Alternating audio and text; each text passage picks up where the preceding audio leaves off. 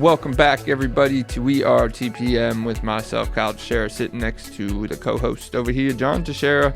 This week, we are back to discuss utilizing inspections in rental properties and all of the things that we talk about. If you have any questions about any of this, give us a call, 817-818-9039. Shoot us an email at showmethemoney@wearetpm.com. Let's get into it. What are we talking about again today, John? We've came up with a whole bunch of titles in the last 5 minutes for this topic and defaulted back to our original. Utilizing inspections. I like the way you said it, though, because you said it like a rocket ship was taking off. Utilizing inspections. It was great, and I liked it. See, now we just how do we utilize inspections in our property management business? If you're a landlord and you have rental property, inspections are really important. And there's a lot of different kinds of inspections. We do inspections at a lot of different times for different reasons. But I think what we want to do here is help people understand how important it is to utilize inspections properly at the appropriate times, thoroughly, to protect yourself so that you can do your tenant dispositions and all the things you need to do regarding managing that property properly. Utilizing property inspections I had to do that properly. Really slow. Property properly. So you're talking about like inspecting it and getting a report on the condition of the property, say before they move in? Yep. Why is that important? Who cares? Well, because they're going to move out. And when they move out, there's going to be all kinds of claims of how things were before they moved in. But the hole was in the wall. It was in the door. Right. And there was scratches on the wall. There was huge chunks of flooring missing. Which is... I did not complain about them at move-in. Right. I know. I totally moved in without complaining about those things. And I cleaned the entire kitchen, by the way. Yeah, I had to clean the whole kitchen before I could even move my stuff in. No. It was a mess. I'm the one playing devil's advocate. Oh, okay. Here. I'm sorry. If it doesn't make sense if we both do it. Okay, got it. So. But that's it's an objective piece of information for disputing facts, right? Yep. That's pretty much what it is. And that's why we do them regularly too. So like you said, we did different types. Like for example, renewals. Inspections at renewals we believe are important because it allows us to upkeep any of those problems on a continuous basis versus finding out about them all at once at the end. And can be, a negotiating point for rent rates and. Right. And well, it's two things. Well, it does several things. One, it gives a homeowner peace of mind that their home is being taken care of or not being taken care of, right? They want to know. So for us, it's a way for us to be able to convey that to them, right? To communicate that to them, how the home is being taken care of by our tenant. As you said, if there's repairs that need to be done, they fall into two categories. Their tenant negligence or their normal property maintenance. And either way, it's easier to take care of them on a regular basis every year rather than waiting until they leave and letting it all pile up, right? If we've had this recently, a tenant put a hole in the wall. And so we went and fixed it and we charged the tenant. Now the tenant doesn't have to worry about it anymore, right? Like when they move out, that hole's not going to be there. It's not an expense they're going to have to worry about then. They knew they did it. They weren't trying to hide from it. Stuff like that happens. So we took care of it now, and it's cheaper than taking care of it later when you're looking at a whole bunch of stuff, right, in compilation. Well, it can also be the flip side of it. It can also be the showing that everything's fine. There's a year of history here, for example, and nothing significant requiring any repairs or outstanding maintenance has occurred. Right. So. Or if there's regular property maintenance, if you're a property owner, some property owners are ultra concerned about keeping up on their properties. Some of them, I can think of a couple owners that we have that give us old properties sometimes that have a lot of deferred maintenance. Mm-hmm. Tell us about that, Kyle. Well, the deferred maintenance in the old properties can pile, everyone always says, especially when that's a bad way to put it. Common times when people live in properties, even maintenance gets deferred that then all needs to be done right at the beginning of the rental. Even picking up old properties that maybe were flipped and most of the stuff has been modernized, appliances are new, countertops are new, all the things that look cosmetic are new, but all the functionality pieces of that property probably weren't replaced in that flip, right, to make that sale. Not always the case, but a lot of times, the toilet, the inners of the toilets, the toilets themselves, the drains,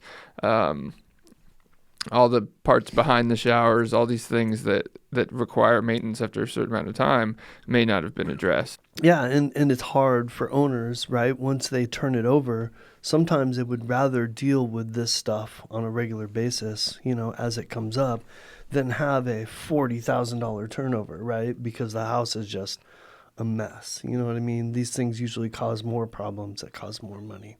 So Kyle, any more? We talked about renewal inspection. We talked about move in and move out. We didn't really get into move in and move out too much. I mean, really, what we try to do when we come in and do move out inspections after a tenant moves out is do one right after they move out, so we know exactly what condition they give it back to us in. Right, like here, we're giving you possession of the home. It's yours. Okay, so you didn't clean it, you didn't do this, you didn't do right, whatever it is, or they did, whatever, that's all going to come out in the initial inspection. And sometimes I'll call that an inspection prior to repairs as well. And then we'll do those repairs, and I'll usually do another inspection post repairs. So now we have documentation of what the property looked like and what condition it was in after we were done with our repairs, marketing the home now, ready to go. So for the next tenant, we can reference that if we ever need to in the future when they try to tell us that, that wall was always brown. Mm-hmm. No, it wasn't brown. We painted the place. Or the previous tenant, if you have to do, we are also responsible common times for the security deposit itemization. So right, take exactly that previous move-in inspection and the move-out inspection and even the prior to move-in inspection after that to see what it was repaired to justify that, look, this is how it was returned. This is how it was given. This is how it was returned. This is what it was returned to, showing that we actually did do this repair. All those things can come into play. Oftentimes we hope that the existence and reoccurrence of all these prior to that, there isn't much on that final inspection, or there isn't much that they do be charged for. Oftentimes we know that not to not be true, but that's what you work hard for, is make sure they keep property in. Yeah, because you want to get it right? You want to be fair. You have to be fair to your homeowner.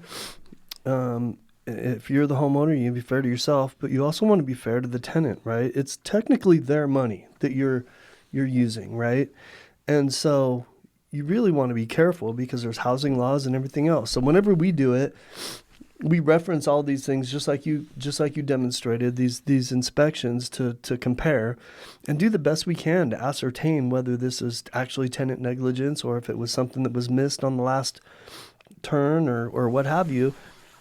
And then, but also always thinking about how are you going to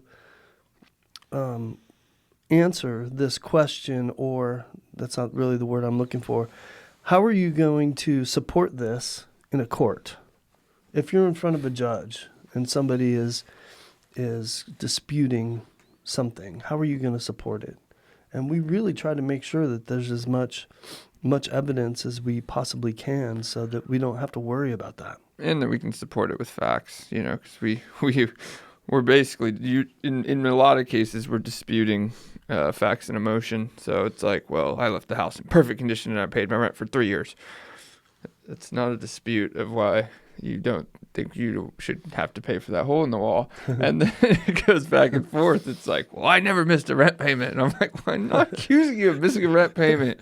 It's the hole in the wall. It's the hole in the wall. It's back to the hole in the wall. That was rent payment. Should have paid for that hole in the wall. Well, they didn't.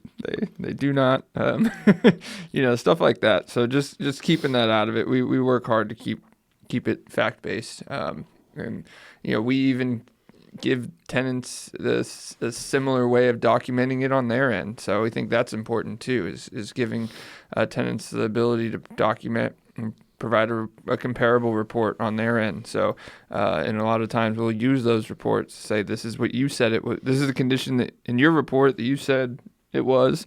Here's how it was moved out. Sometimes it's even 2 of their reports where we're like, this is what you said here. This is what you said here. This isn't even me accusing you of this. This is your documentation supporting what we were saying. So all these things come into play. I've gone, like you've said, what you can support in court. I've legit gone to court over a security deposit dispute before with nothing but the tenant's own inspection report, tenant's own pictures. I left all of our stuff. I was just like, all right, here, this is what this is the documentation you supplied us. It supports everything that we did. Obviously I had ours, but nothing supports, there's no better way to dispute their own claim than their own evidence. Yeah. So all these things do come into play. So I think that's important. You know what else? Also, we didn't talk about this, but how do you do an inspection? Like what kind?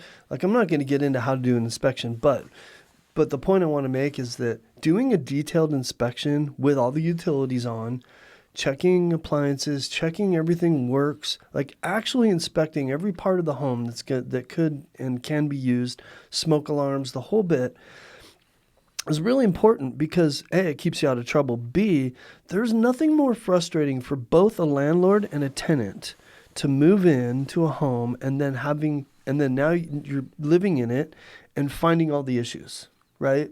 So maybe on the surface, everything looks good. It was painted, it was cleaned, but nobody checked to see that the dishwasher doesn't work and one of the burners on the stove doesn't work, and you know what I mean, or there's no hot water in the bathroom sink because the valve was closed. I mean, there's all kinds of stuff that can happen, and man, and you can't avoid all of it, but yeah, it definitely checking everything helps. Yeah, like I've seen when, like, say, the turnover water heater got replaced and nobody turned up the water heater, so even the manager testing it will feel hot water, but doesn't realize that there's like 1 minute of hot water before it runs out of its 120 degree tank that needed to be turned up right at installation. That's right. I've seen that a lot.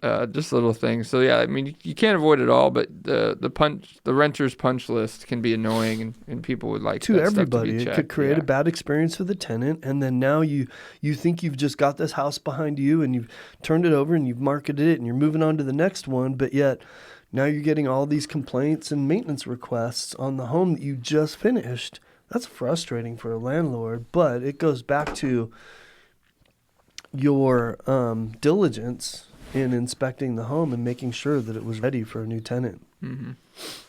Yeah, and I think it's important to, I know I just brought this up, but forcing like a lease requirement should be a tenant's side inspection at move-in. I think that's important because it's, even if it's just a document, like a documentation, because otherwise, if the lease says that deems it free and clear, if you don't submit this, it at least covers you from that aspect. If like, because at move-in, if they don't want to deem themselves clear of repairs at move-in, but they want to do that at move-out, you at least provided the options.